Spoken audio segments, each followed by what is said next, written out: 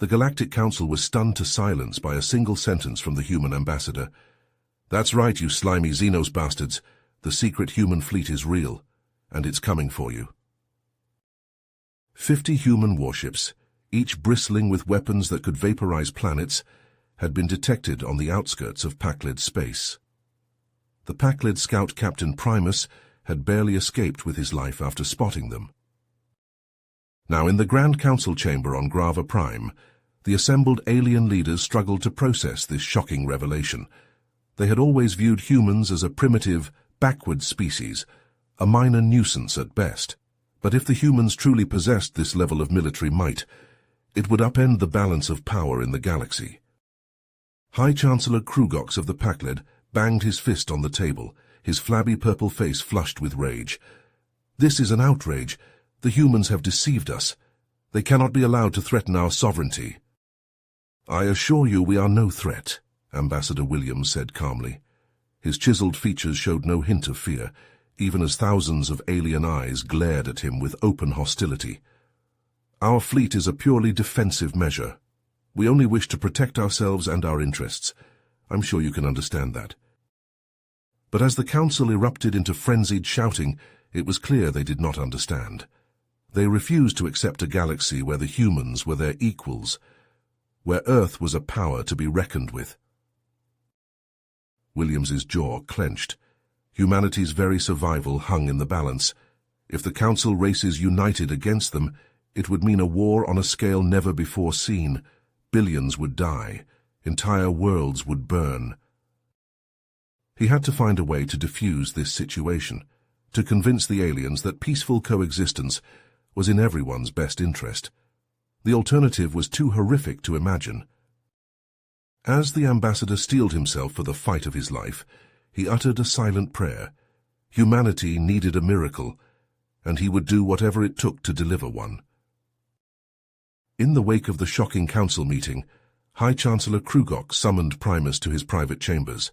The scout captain entered with trepidation, unsure of what new orders he would receive. Krugox's beady eyes fixed on him as he spoke. "Captain, we need more information on this human fleet.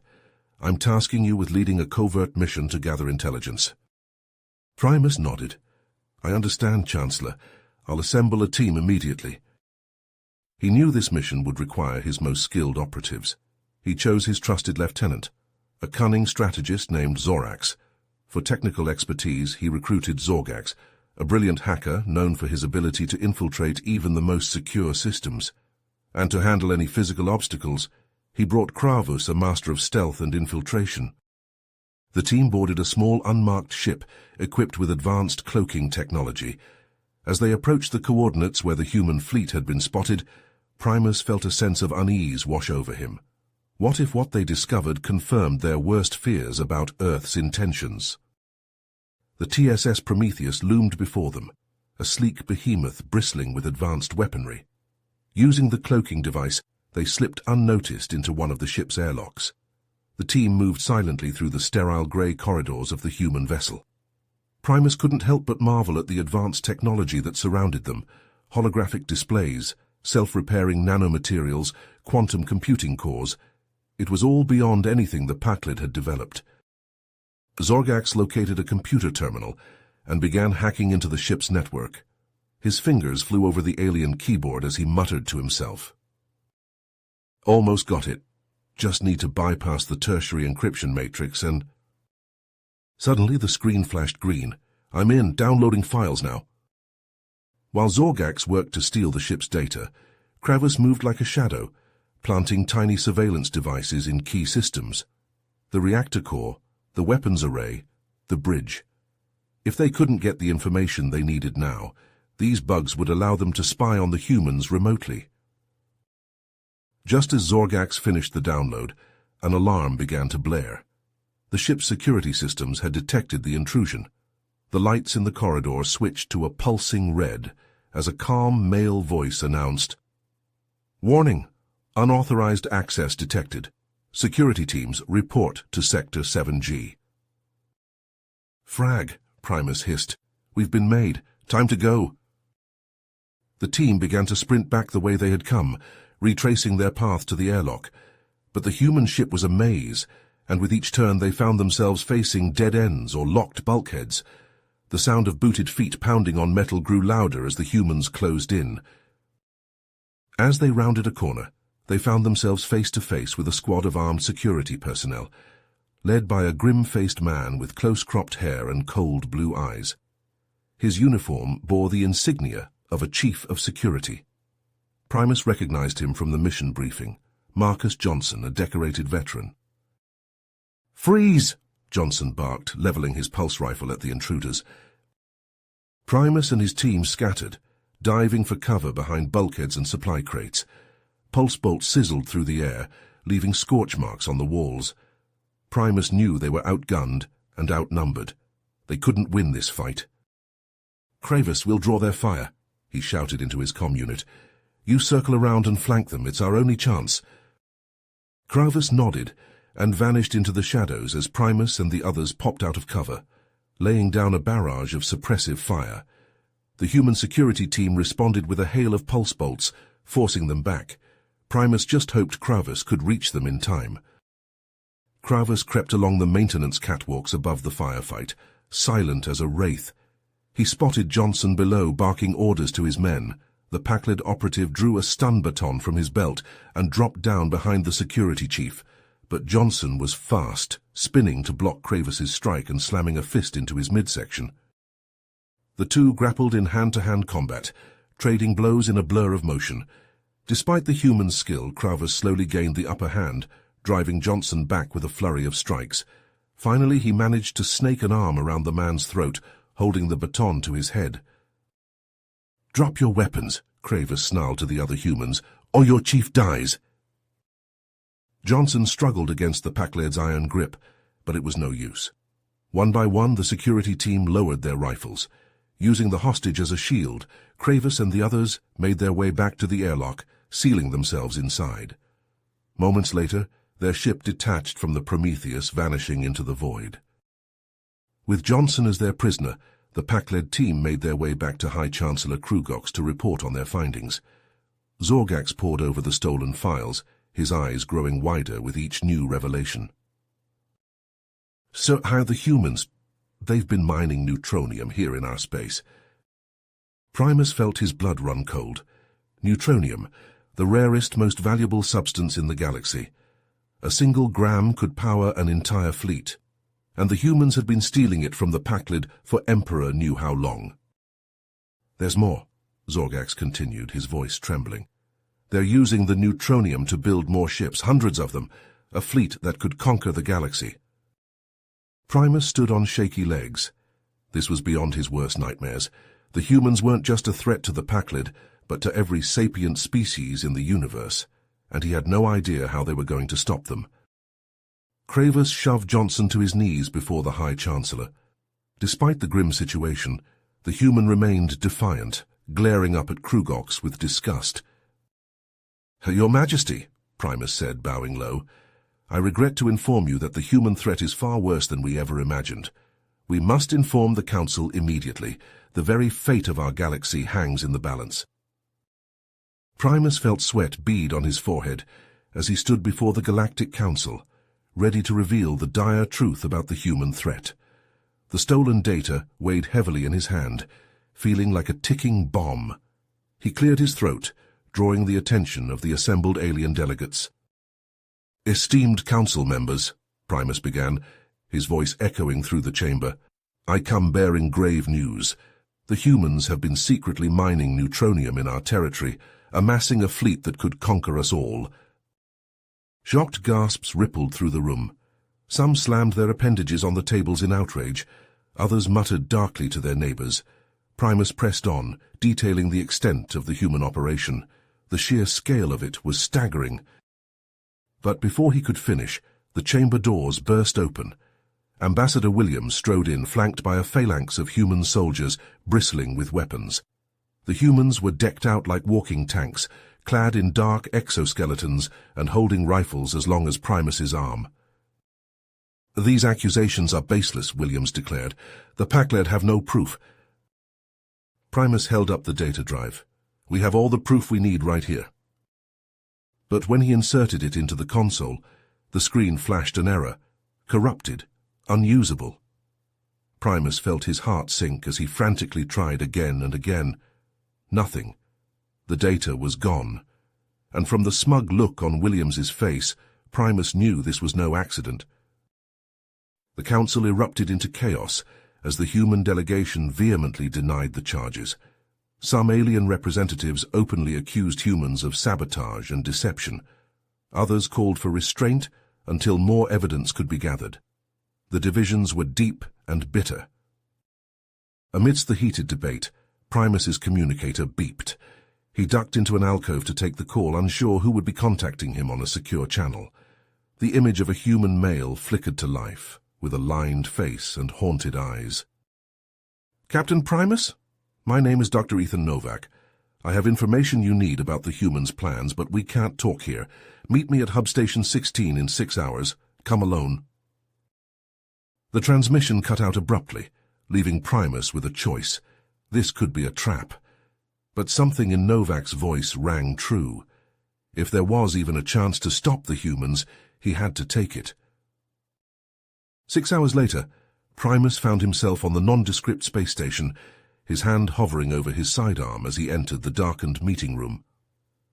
A figure stepped from the shadows. "Dr. Novak, I presume."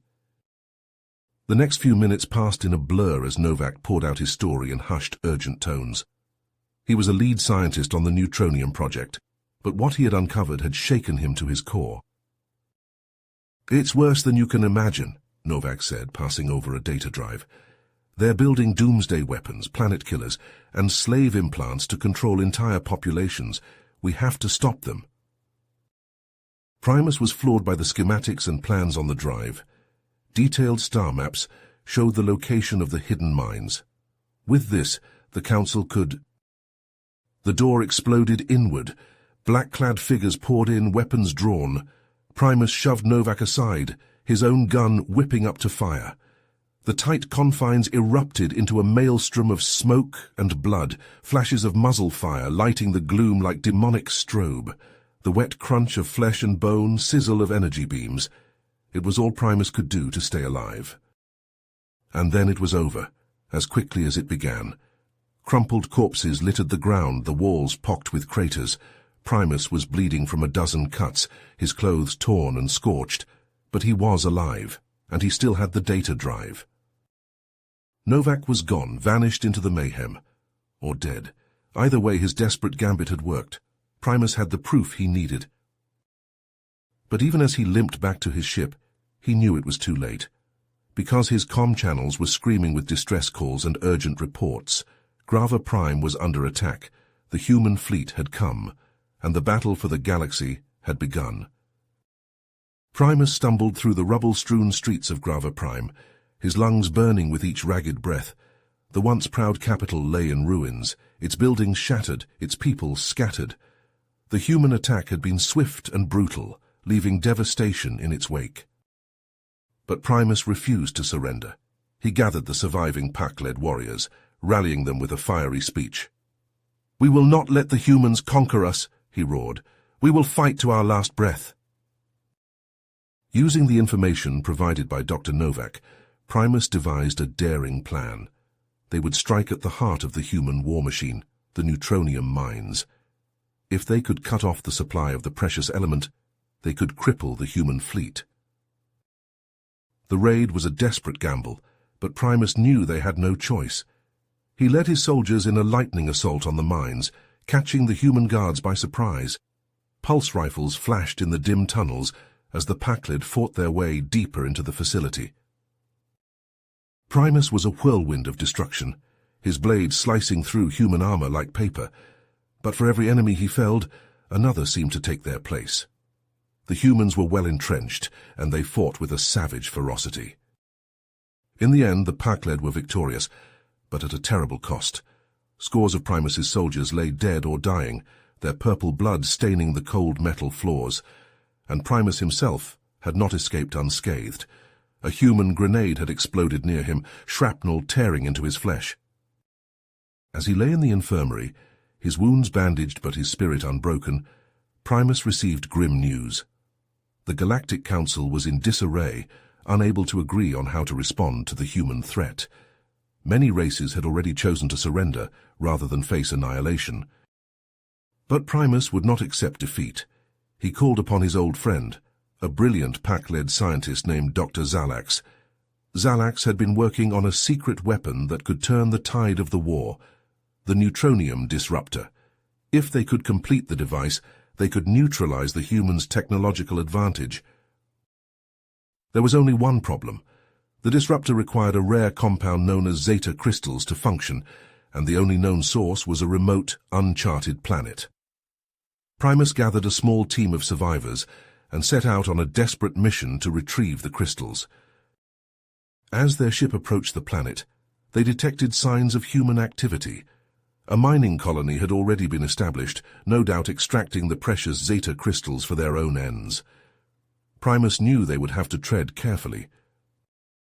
He and his team landed in a secluded valley and began to make their way towards the colony, moving silently through the alien underbrush.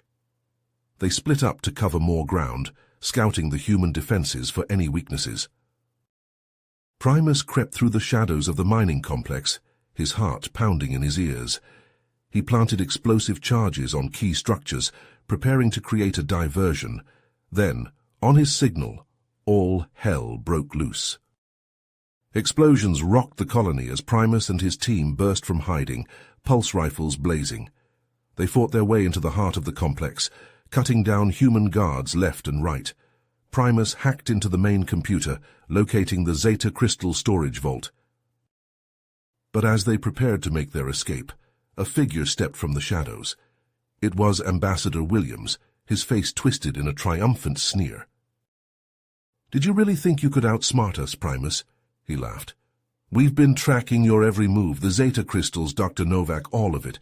You've played right into our hands." Rage boiled up inside Primus. All this time, Williams had been manipulating them, orchestrating events to ensure human victory. With a roar, he charged at the ambassador, tackling him to the ground. They grappled in a brutal hand-to-hand brawl, punching and clawing at each other with savage intensity. Williams was stronger than he looked, his blows fueled by a fanatic zeal. But Primus fought with the desperate strength of a man with nothing left to lose. In the end, Primus emerged victorious, standing over Williams' broken body. But his triumph was short-lived. A strange burning pain was spreading through his body, growing with every passing second. With a shock of dread, he realized the truth. The Zeta crystals had been booby-trapped with a lethal dose of radiation. Primus staggered back to his waiting ship, clutching the case of crystals to his chest. Every step was agony, his vision blurring, his breath coming in shallow gasps. But he pushed forward, driven by sheer force of will. They had to get the crystals back to Dr. Zalax. The fate of the pack-led race, of the entire galaxy, depended on it. As Primus collapsed into the pilot's chair, he prayed they would be in time. The engines roared to life, and the ship blasted off into the stars, racing against the clock.